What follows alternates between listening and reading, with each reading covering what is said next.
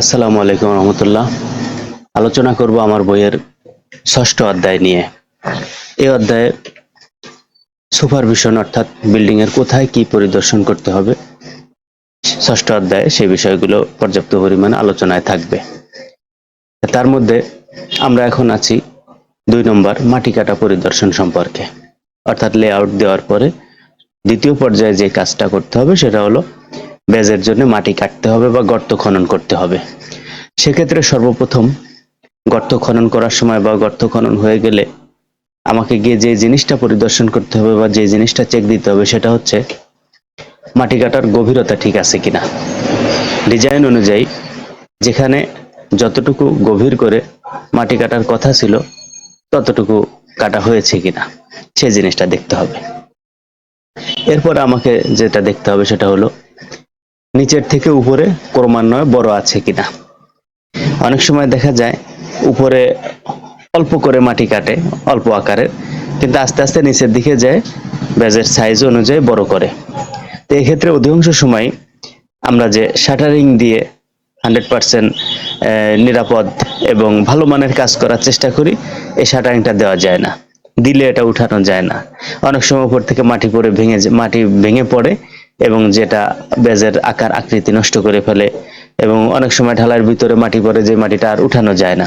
তো সেক্ষেত্রে উপরের মাথা যদি একটু বড় হয়, নিচে যদি ক্রমান্বয়ে ছোট হয়, অর্থাৎ নির্দিষ্ট মাপ পরিমাণে নিচে থাকে আর উপরে তার চাইতে আরো একটু বেশি থাকে, সেক্ষেত্রে মাটি ভেঙে পড়ার প্রবণতাটা কম থাকে। এজন্য কখনোই নিচের মাথা থেকে উপরের মাথা চিকন তো হবেই না, বরং নিচের মাথা আর উপরের মাথা সমানও হবে না, নিচে থেকে উপরের মাথাটা একটু বড় হবে, একটু প্রশস্ত হবে, একটু চওড়া হবে, এটা খেয়াল করতে হবে।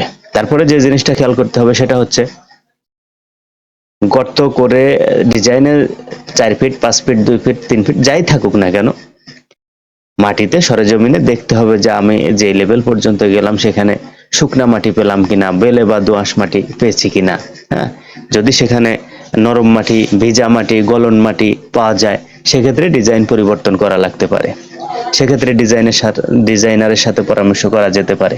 আমি যা বলছি এগুলো এই ছোটখাটো স্ট্রাকচারের ক্ষেত্রে, হাই রাইজ স্ট্রাকচার যেখানে পাইলিং হবে সেটার কথা কিন্তু আমি বলছি না। আমি বলছি যে 2 তলা 3 তলা 4 তলা ছোটখাটো কাজের ক্ষেত্রে, যদিও মাটি পরীক্ষার রিপোর্ট অনুযায়ী ডিজাইন হবে, তারপরেও সরেজমিনে পরিদর্শন করে যদি এলোমেলো কিছু পাওয়া যায় তখন সেটা অবশ্যই আলোচনা করতে হবে, প্রয়োজনে ডিজাইন পরিবর্তন করতে হবে। এরপরে যে কাজটা আমার করতে হবে সেটা হচ্ছে গর্তের তলদেশে একটা রড গাড়তে হবে বা পুঁতে দেখতে হবে যে ওটা কতটুকু দাবে বা কতটুকু গাড়ে। যদি দেখা যায় যে 2-4-6 ইঞ্চি বা 6-7 ইঞ্চি গাড়ছে, এক্ষেত্রে সমস্যা নেই। কিন্তু যদি দেখা যায় 1-1.5 ফিট বা তার চেয়ে অনেক বেশি ভিতরে চলে গেছে, তখন বুঝতে হবে যে মাটির ভার বহন ক্ষমতা খুবই খারাপ। সেক্ষেত্রে আরো মাটি কাটতে হবে বা আরো উঠাইতে হবে, অথবা ডিজাইনারের সাথে বা ডিজাইন অ্যানালাইসিস করে কি করা যায় সেই বিষয়ে পরামর্শ করতে হবে। আর যদি দেখা যায় যে না, এই 10 মিলি বা 12 মিলি রডটা 6-7 ইঞ্চি বা এরকমই যায়, এর বেশি আর যায় না, তখন বুঝতে হবে যে না, মাটির ভার বহন ক্ষমতা ভালো আছে, এই মাটির উপরে বেজ স্থাপন করা যায়। এরপরে যেটা দেখতে হবে, দুর্মুষ করা হয়েছে কিনা।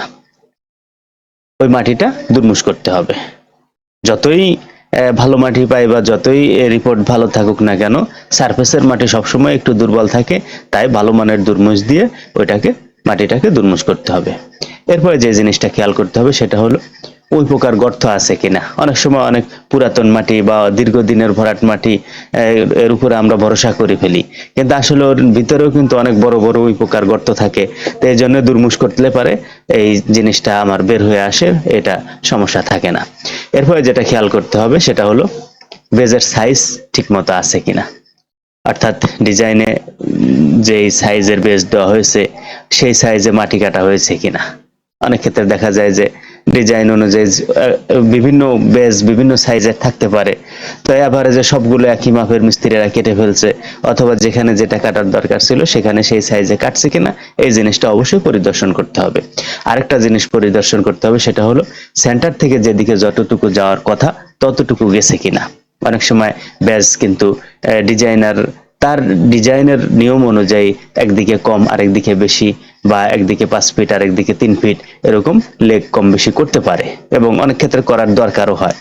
তা সেক্ষেত্রে আসলে ততটুকু করা হয়েছে কিনা এই জিনিসটা খেয়াল করতে হবে। তা না হলে পরে অনেক ক্ষেত্রে কভারিং থাকবে না, অনেক ক্ষেত্রে কাঠের সেন্টারিং করা যাবে না, অনেক ধরনের সমস্যা তৈরি হইতে পারে। এই ছিল আমার মাটি কাটা সম্পর্কে যেই বিষয়টা পরিদর্শন করার যে জিনিসগুলো ছিল সেগুলো নিয়ে আপনাদের সাথে আলোচনা করলাম। ধন্যবাদ সবাইকে। আল্লাহ হাফেজ।